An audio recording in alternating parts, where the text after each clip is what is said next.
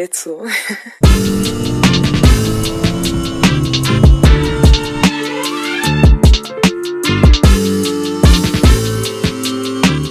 Today guys, I've just picked the keys up to this Abarth 595 Comfortability. But I've got to tell you guys that the new FYD Apparel tall tee, which I'm wearing in this video, are now up on the website fydapparel.com for $17.49. But let's get on with this video. Let's go and enjoy this Abarth.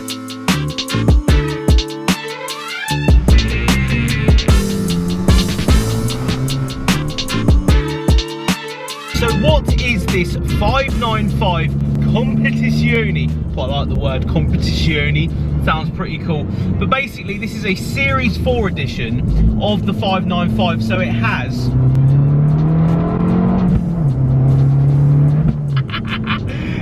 good pops and bangs to start with. It has fantastic pops and bangs.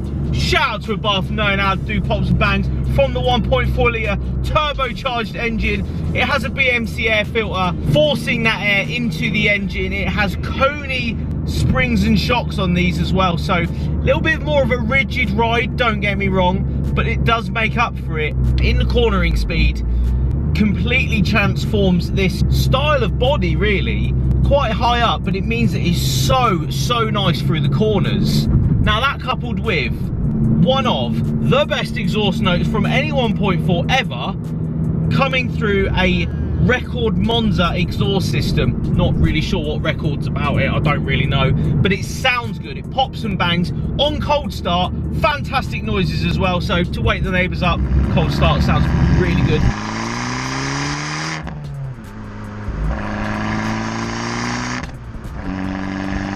One thing to point out about these, when you put it in sport mode, it stays in sport mode. A lot of other cars will come out of sport mode when you do turn the car off. These stay in sport mode because, let's be honest, Abarth knew that you wanted to keep it in sport mode. So it displays sport in front of you. Come up to around 3,500 RPM, that's when it really kicks in. This version is 180 brake horsepower. You can feel that through this little body. You couple that with awesome exhaust notes, but Brembo brakes on this one as well. This has the 4-pot Brembos up front, so a pretty cool package from the factory to have as your hot hatch daily. Now although this isn't the hottest version, the Baposto being the one up from this, shout out seeing through glasses, even the same yellow, shout out, but this will be the most affordable in the Abarth range. Most amount of bang for your buck is in the Comfortability.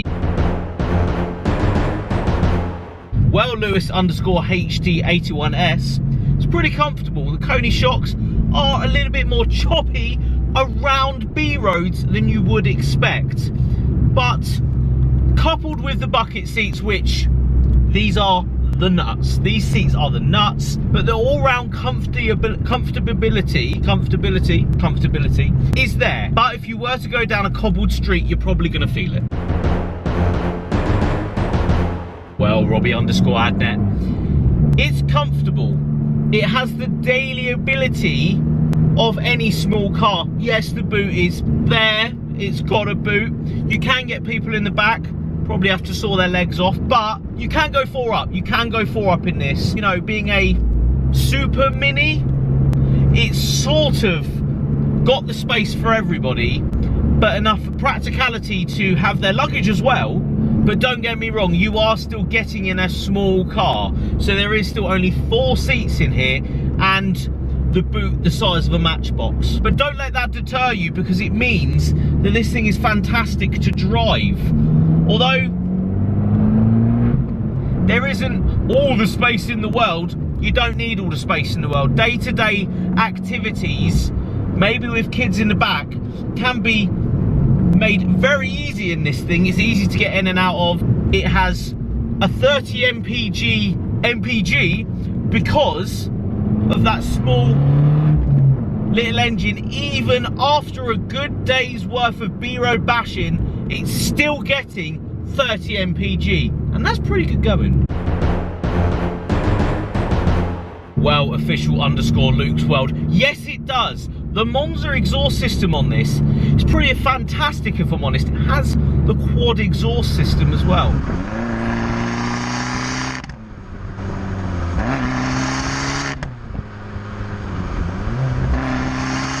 bit less than the 124 that I was driving, but still a great amount. You can make it do all the whooshy sounds too, which is pretty good going. As I shall now demonstrate by coming out of this corner in second gear, getting right round to 1.5 boost.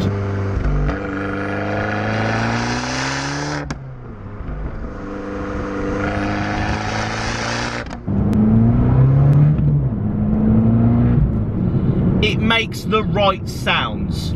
So guys, pulling over, let's have a quick look round this 595.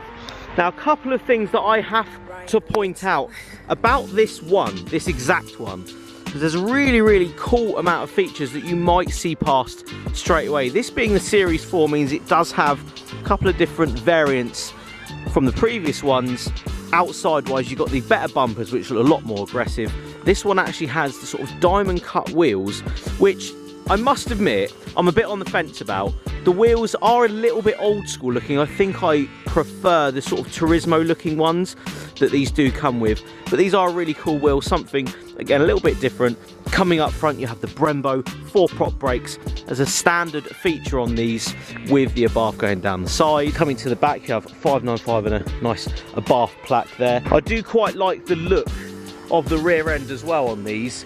Quite aggressive, nice bit of diffuser down here as we come down, with a bit of a honeycomb there as well, with this quad exhaust system, which is a Monza exhaust system that comes on these. Really cool. And it's got a baffling setting, so in sport mode it's open, and when it's in non-sport mode it's closed. This one has some really cool features as well. Black bits going around with this sort of crackle black, but with a bit of glitter in there. Coming into the inside, you've got carbon fibre as you come in just down here. A lot of black plastics and a dark headliner as well.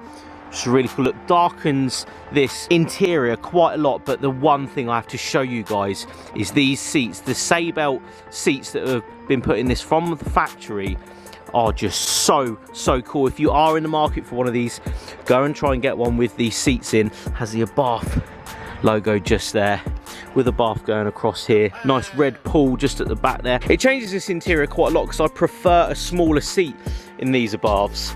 So this is definitely something to look out for if you are going to buy one. Inside as well, you have carbon fibre just here on the steering wheel, and just up here with bits of suede and Alcantara just up here. Really cool. And again, across the centre console, you have this sort of crackle black, sort of grey effect colour to the interior.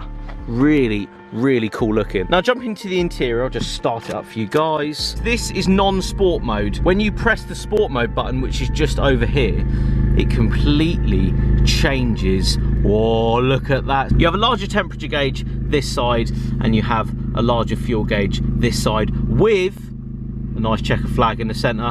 Pretty cool look. And as you can see, the actual revs change, so they go right round with your speedo in the middle. Coming under the bonnet, you have the 1.4 litre turbocharged Abarth engine in these. You do have the turbo just down here, a Garrett turbocharger in your full view just as you pop the bonnet there. Another thing to point out, because I've been talking to the owner quite a lot about the aftermarket modifications you're able to do to these. This one runs 180 brake horsepower. You can actually map this with a Crackle and Bang pop map, and it will run 210 brake horsepower just for a remap. So if you are willing to get one of these, your warranty's over, you want to, you know, up the brake horsepower a little bit, around £300 will get you to 210 brake horsepower. Just something to note, as you guys know, I like to play with my cars, so if I was ever to get one of these, that would be probably one of the first things I'd look into.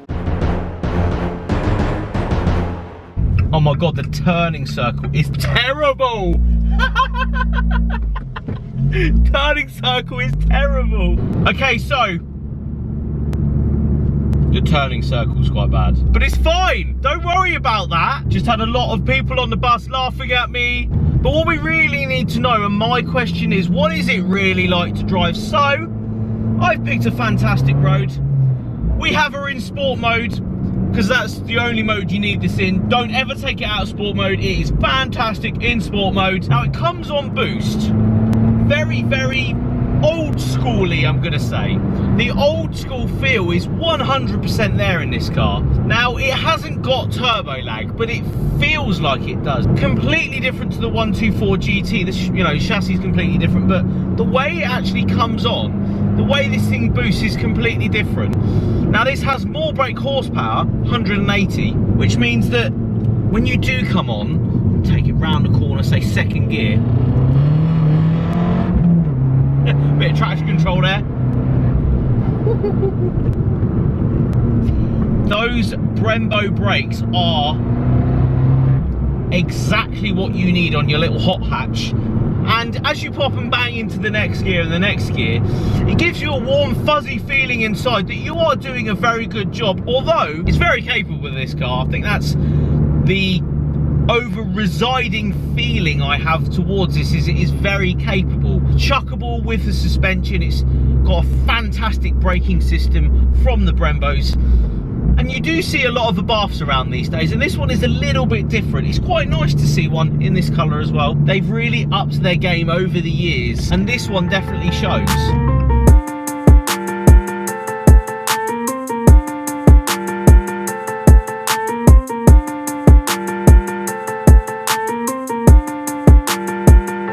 Japan.